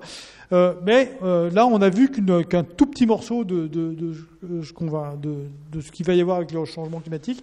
Il est bien clair que ce genre de perturbations vont aller en s'amplifiant. Et puis, un truc qu'on n'a pas trop vu jusqu'à présent, mais en tout cas le rapport du GIEC le dit bien, c'est que, en fait, avec des réchauffements climatiques un peu plus extrêmes, on va avoir un impact sur la production agricole. Alors, avec des conséquences qui sont graves, s'il n'y a pas des mesures compensatoires. Mesures compensatoires, ça veut dire modifier les pratiques de culture, augmenter la productivité par d'autres techniques. Pour moi, limiter le changement climatique à 1,5 degré, c'est virtuellement hors de portée à cause de l'inertie sociétale. C'est pas une limite physique, mais c'est bien parce que on ne sera pas capable de s'adapter suffisamment rapidement. J'ai insisté sur le fait que certains impacts sont irréversibles, je pense en particulier au niveau de la mer. Mais par contre, il y a d'autres choses qu'on peut limiter si les mesures sont prises, si on choisit de prendre les bonnes mesures, sur les mesures adéquates, donc à nouveau sur le marché. Mais voilà, le message un petit peu AFIS, c'est qu'on essaye de bien faire la part entre ce qui relève de la science et ce qui relève du choix politique. Donc la science nous alerte sur le changement climatique, sur les conséquences possibles du changement climatique, sur les mesures qui pourraient être faites, les mesures qui pourraient être prises et quels impacts ces mesures pourraient avoir. Mais par contre, ce n'est pas la science qui nous dit qu'il faut faire ci ou il faut faire ça. Ça relève de choix politiques. Et à titre personnel, je pense que c'est extrêmement important de se préoccuper de nos descendants. Mais quelqu'un qui est totalement égoïste, qui ne pense qu'à lui-même, n'a aucun intérêt à prendre des mesures sur le réchauffement climatique, puisque ces mesures n'auront un impact très probablement pas pendant sa vie. Et je m'arrête là, merci.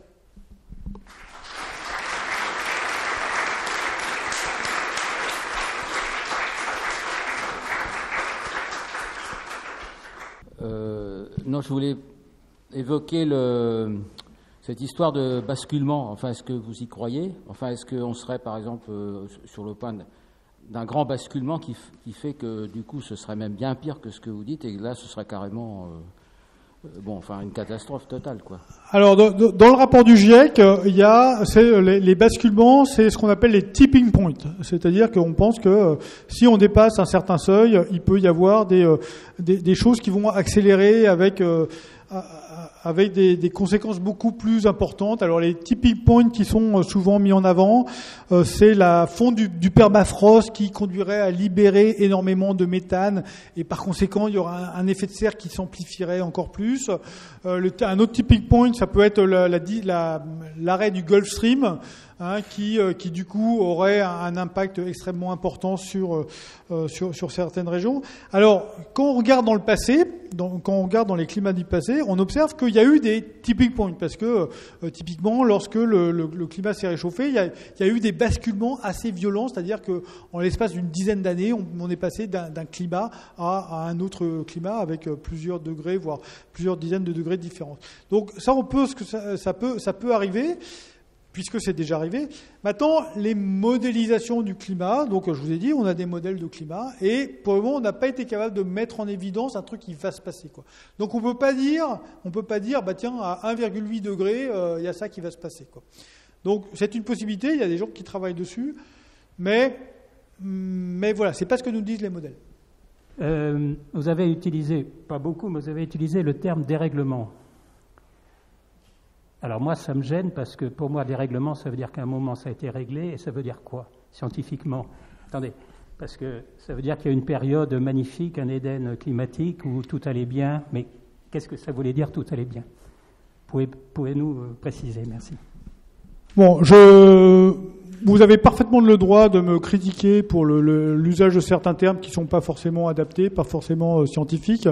Donc dérèglement, ce que je voulais dire, c'est que on avait un certain climat et le climat est différent. Alors, je pense pas avoir dit que avant c'était un bon climat et qu'aujourd'hui et que dans le futur ça sera un mauvais climat.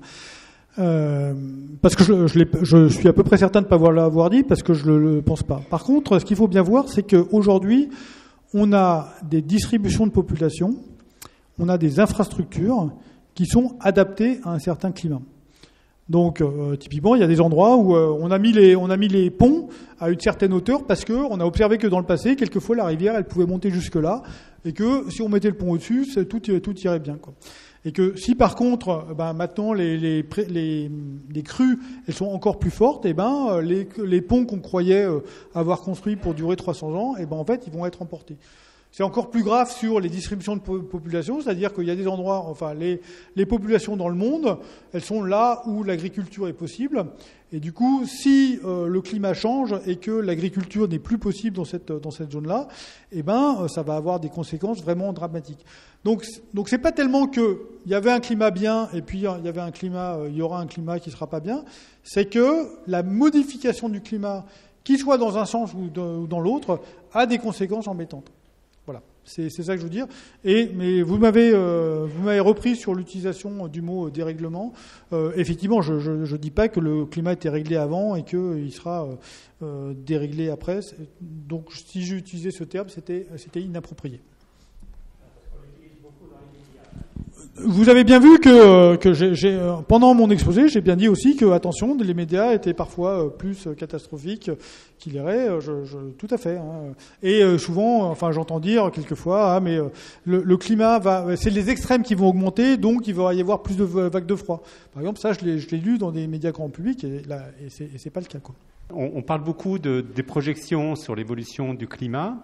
Est-ce qu'il y a un bilan qui peut être fait sur qu'est-ce qui s'est passé dans les années précédentes? Est-ce qu'on émet de plus en plus de gaz à effet de serre? Est-ce qu'on en émet ramené à la population ou dans l'absolu? Est-ce qu'on peut donner des éléments sur si, par exemple, la dérivée est positive, c'est-à-dire on en émet de plus en plus, quels sont les gros contributeurs à cette différence? Et je crois que ça, c'est important pour finalement donner des repères sur quoi il faut agir ou sur quoi on agit bien ou quoi on n'agit pas bien. C'est-à-dire d'avoir un regard un peu sur le passé pour voir un peu comment on peut peser sur le futur. Alors en fait, je vous l'ai dit tout à l'heure, c'est la première fois que je fais cette présentation. Généralement, je faisais plus des présentations qui sont sur climat-énergie, et à ce moment-là, je montrais la fameuse courbe qui montre les émissions de dioxyde de carbone depuis typiquement 1850, avec une augmentation extrêmement rapide. Donc il est très clair que d'une part, la population augmente, tu as bien fait de le rappeler. Donc, même si on avait une quantité de combustibles fossiles par personne qui était fixe, on aurait une augmentation des émissions. Mais c'est plus que ça. C'est-à-dire que l'humain moyen utilise plus de combustibles fossiles qu'il en utilisait il y a 10 ans, qu'il en utilisait il y a 20 ans, qu'il en utilisait il y a 30 ans. Alors, c'est pas forcément vrai des Français.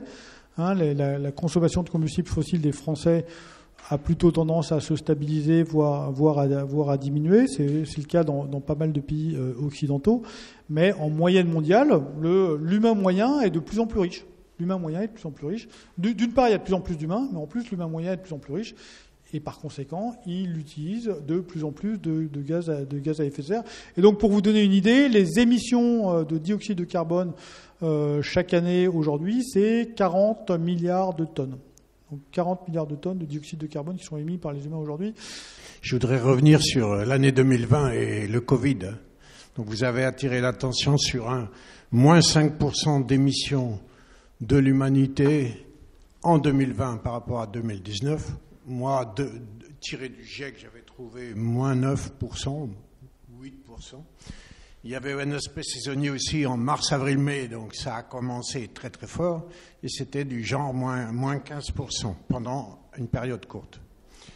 Vous n'avez rien dit sur les conséquences de cette décarbonation, puisque le GIEC nous propose une décarbonation, un carbone zéro, voilà, à l'échéance de 30 ans, 40 ans, enfin on ne sait pas. Pour l'instant, on n'a jamais observé une diminution des émissions humaines, sauf là en 2020. Le but de tout ça, de décarboner, c'est de diminuer le taux de gaz carbonique dans l'atmosphère mondiale par la contribution humaine qui baisserait.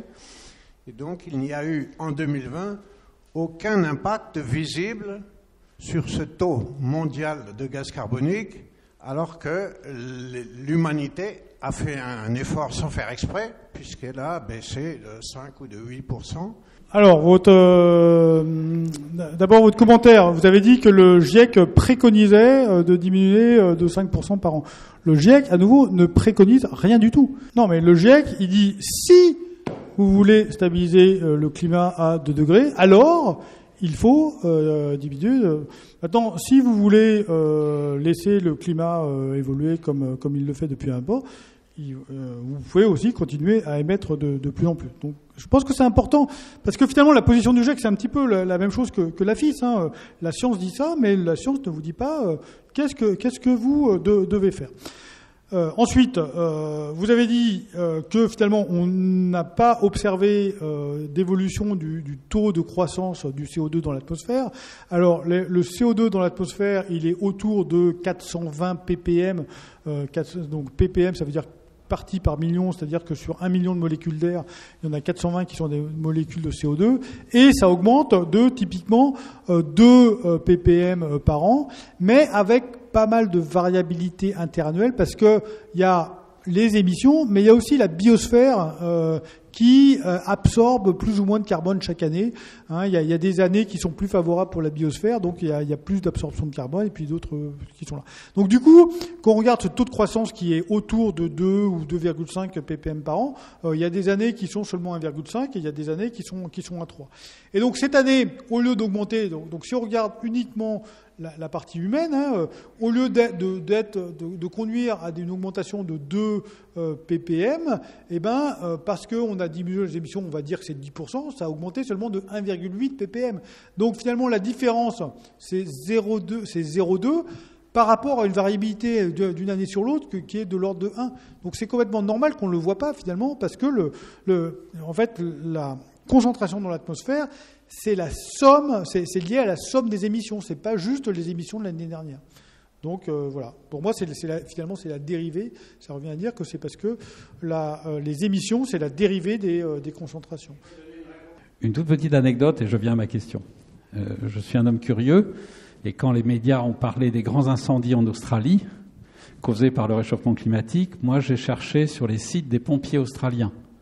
Et tout le monde peut le faire, et qui explique qu'en réalité, les grands incendies sont dus à l'interdiction de désherber et de nettoyer les forêts, mis en place en 2005, avec d'énormes amendes pour les propriétaires qui ne le faisaient pas. Et il y a la photo d'un village qui est brûlé, sauf une maison, et le type montre, il a payé son amende de $10 000, mais sa maison n'a pas brûlé. Maintenant, je viens à ma question, excusez-moi.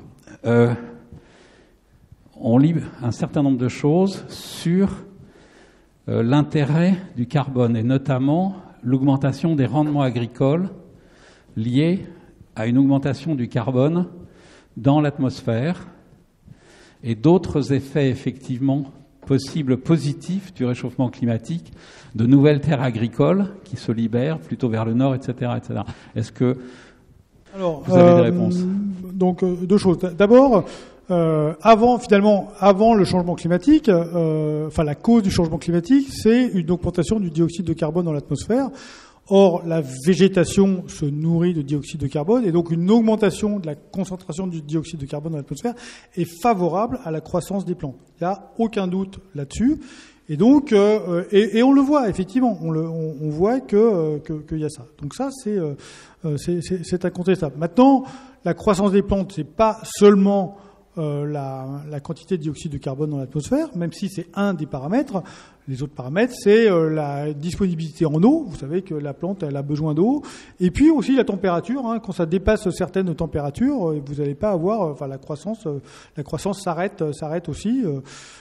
Donc c'est un mix de tout ça. Aujourd'hui, la végétation absorbe du carbone. Elle absorbe une partie de nos émissions. Donc ça veut dire que la végétation, elle considère plutôt que ce qu'on a aujourd'hui, le changement qui est du changement du carbone plus un changement de température, précipitation, globalement c'est positif. Le total est positif. Il peut y avoir des choses négatives par endroit, et d'autres parties, typiquement les forêts de Sibérie, les zones en Sibérie, un réchauffement climatique est plutôt favorable. Et puis peut-être que finalement d'autres endroits qui seraient défavorables n'ont pas été trop affectés aujourd'hui.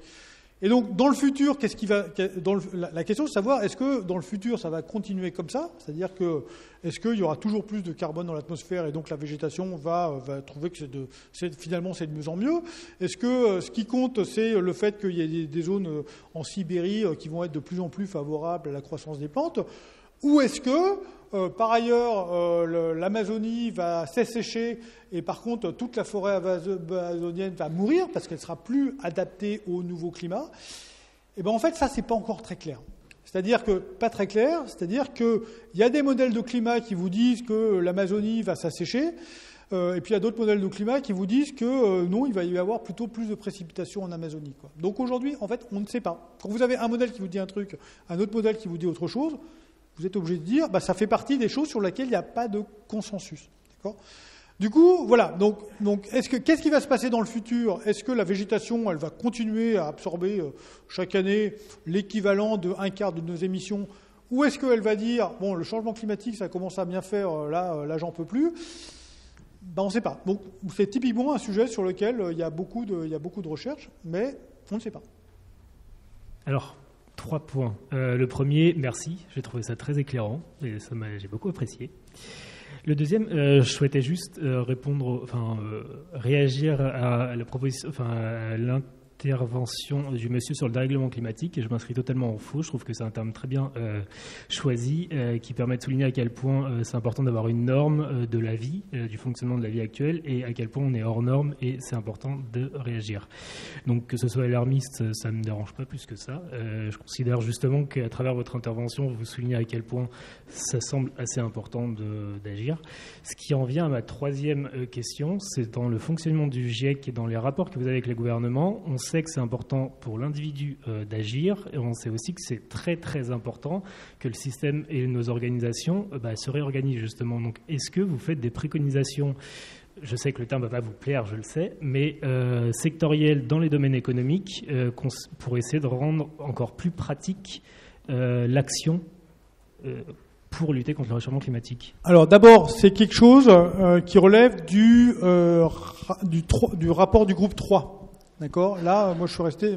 Ma compétence, c'est surtout sur les sciences du climat. Mais effectivement, ce genre de choses est discuté dans le groupe 3. Et donc, il évalue, qu'est-ce qui. Si on prend des mesures, quels vont être les impacts, quoi. Donc, essayer de quantifier les possibilités de chacune. Mais à nouveau, sans préconisation. Ils disent pas, c'est ça qu'il faut faire. Et d'ailleurs, dans le rapport SR15, là, qui avait été sorti en réponse à la commande des États, il y avait des scénarios qui étaient quand même très différents, quoi. Un truc qui allait à fond sur la technologie, et puis d'autres qui allaient à fond sur la sobriété.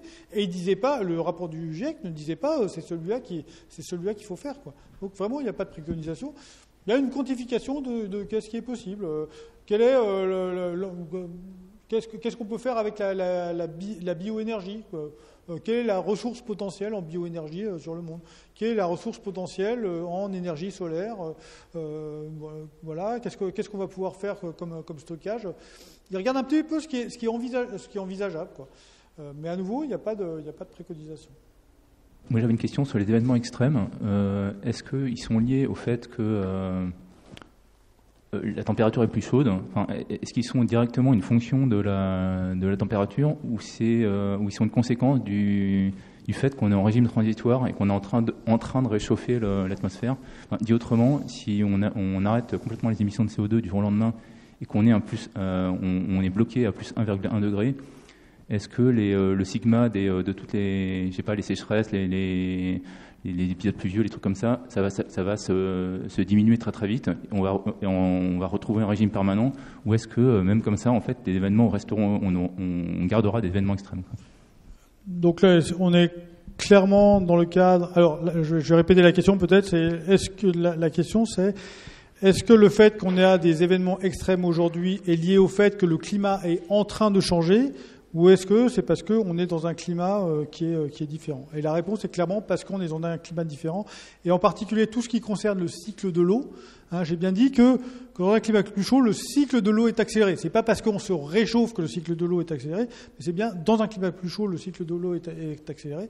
Et par conséquent, ce type d'événement extrêmes, mais peut-être que dans le futur, on ne le considérera plus qu'ils seront extrêmes parce qu'ils arriveront régulièrement, quoi. Une fois qu'on a pris l'habitude d'avoir ça, peut-être qu'on ne considérera pas comme extrême. Mais en tout cas, voilà, je pense avoir répondu à votre question. Vous avez été très discret sur le cycle du carbone. Deuxième point, vous avez été très discret, sauf sur la slide 27, je crois, où vous indiquez que tout le CO2 anthropique s'accumule dans l'air ou à peu près. C'est vraiment très surprenant, parce que la durée de vie... Je ne pense pas avoir dit ça. Vous l'avez là, sous les yeux. Donc, c'est le cumul des émissions anthropiques qui fait la croissance des températures sur cette carte, cette figure.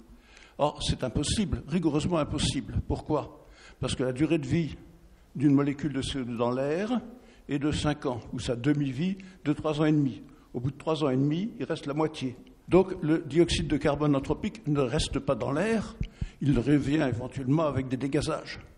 Par contre, les dégazages naturels, eux, sont en gros 20 fois les émissions anthropiques. Donc effectivement, cette théorie qui dit que l'augmentation du dioxyde de carbone dans l'atmosphère n'est pas liée aux activités humaines, mais à l'augmentation des températures, c'est quelque chose qui est beaucoup mis en avant par une espèce en voie de disparition qu'on appelle les climato-sceptiques ou qui s'appellent eux-mêmes les climato-réalistes.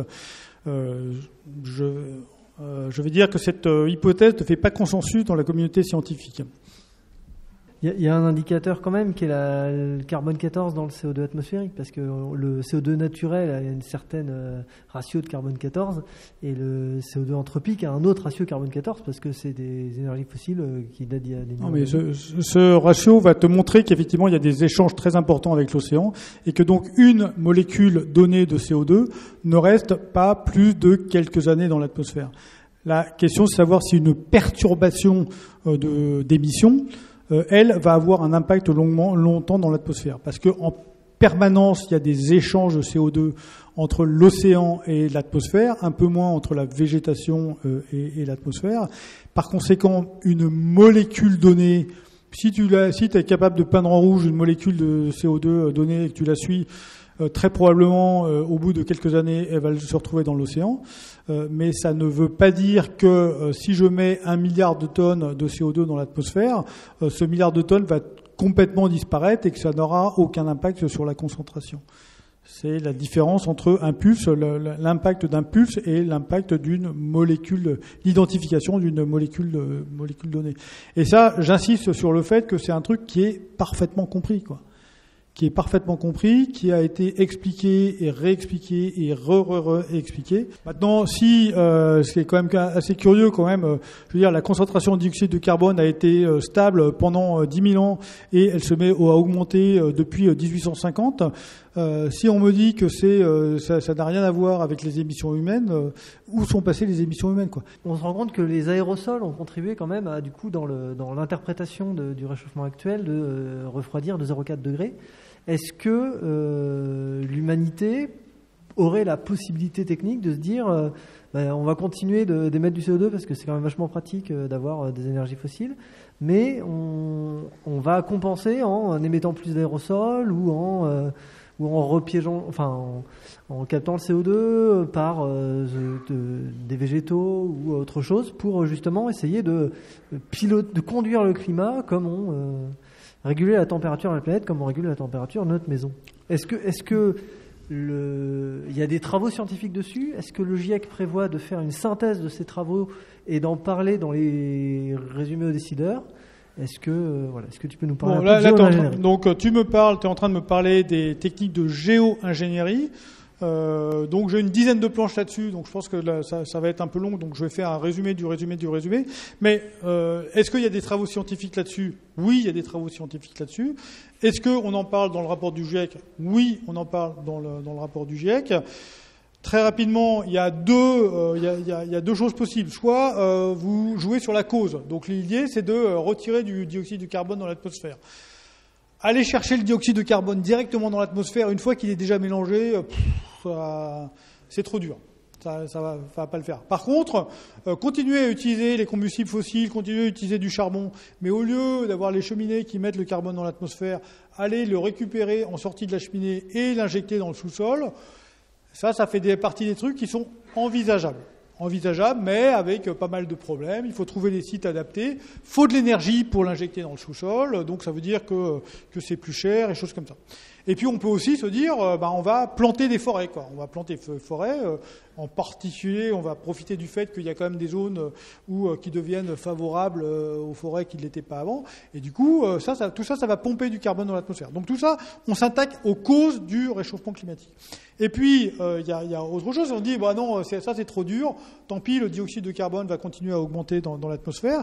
Mais on va, donc là où il y a un effet de serre, on va faire un effet parasol en même temps. C'est-à-dire qu'on va essayer de limiter le rayonnement solaire qui nous arrive dessus. Donc on va essayer de mettre un parasol. Alors on pourrait essayer de mettre plus de nuages. Bon, on va faire plus de nuages, on ne sait pas faire. Par contre, on a des idées pour faire des nuages plus brillants. D'accord ? C'est-à-dire qu'on met des particules dans l'atmosphère sur des nuages bien particuliers, et puis donc ces nuages ils vont plus renvoyer du rayonnement solaire vers l'espace. Ou alors directement c'est les aérosols, c'est-à-dire que c'est... Donc tout à l'heure j'ai évoqué très rapidement le fait que quand il y a des éruptions volcaniques, ça refroidit un petit peu le climat. Qu'est-ce qui se passe quand il y a une très grosse éruption volcanique? Ça envoie des poussières très très haut dans l'atmosphère. L'intérêt d'être très très haut, c'est que c'est au-dessus de la météo. C'est au-dessus des nuages, c'est au-dessus des précipitations, donc ça reste longtemps. Les particules que vous mettez dans le premier kilomètre, au bout d'une semaine, ils sont nettoyés par la pluie. Donc vous les injectez. Donc les volcans, ils injectent ces particules très haut, et ces particules réfléchissent les rayons du soleil. Et donc l'idée de géo-ingénierie qui a l'air un peu de la science-fiction, mais qui en fait, quand on regarde les chiffres, c'est crédible. C'est justement d'avoir on prend des ballons là et puis on va balancer du soufre très haut dans l'atmosphère et on va faire en permanence des éruptions volcaniques artificielles, quoi. Ça revient à ça. Donc ça potentiellement ça tient la route, mais plusieurs choses. Les particules elles retombent quand même, donc ça veut dire qu'il faut en mettre en permanence pour compenser ce qui retombe, et donc on demande à nos enfants, à nos petits-enfants et à nos arrière-petits-enfants de continuer à faire ça, et puis de plus en plus. Et puis d'autre part, donc là, en faisant ça, vous allez refroidir la Terre en moyenne, mais par contre, vous allez quand même changer les distributions de rayonnement, donc vous allez quand même changer le climat. D'accord ? Donc il n'y a pas un réchauffement climatique, mais il va quand même y avoir un changement climatique. Et en particulier, on pense que, il y a eu des simulations qui ont été faites là-dessus, des simulations climatiques qui ont été faites là-dessus. Qu'est-ce qui se passe si? Et donc, par exemple, ça va avoir un impact sur les moussons. Les moussons ne vont pas avoir la même intensité, ne seront pas exactement au même endroit, choses comme ça. Donc, ça veut dire que, ok, pas de réchauffement, mais changement quand même. Donc, il y a des pays qui vont gagner, puis il y a d'autres pays qui vont pas gagner, quoi. Donc, comment la gestion de ce truc à l'international va être compliquée, quoi. Mais il faut continuer à faire des recherches là-dessus, et peut-être qu'un jour on sera obligé, quoi. Je voudrais remercier encore notre conférencier, et on va quitter la salle pour libérer la salle. Encore merci à tous d'être venus. Merci d'avoir regardé cette vidéo. N'hésitez pas à la partager autour de vous et à vous abonner sur notre chaîne YouTube pour recevoir les prochaines. Nous vous rappelons également que vous pouvez retrouver le dernier numéro de la revue de l'AFIS Science et Pseudosciences en kiosque et sur notre boutique en ligne, ainsi qu'accéder gratuitement à tous les anciens numéros sur notre site internet afis.org et sur notre application smartphone AFIS Science. De plus, si vous souhaitez soutenir notre association, vous pouvez également adhérer via notamment notre site internet. Encore merci, À bientôt.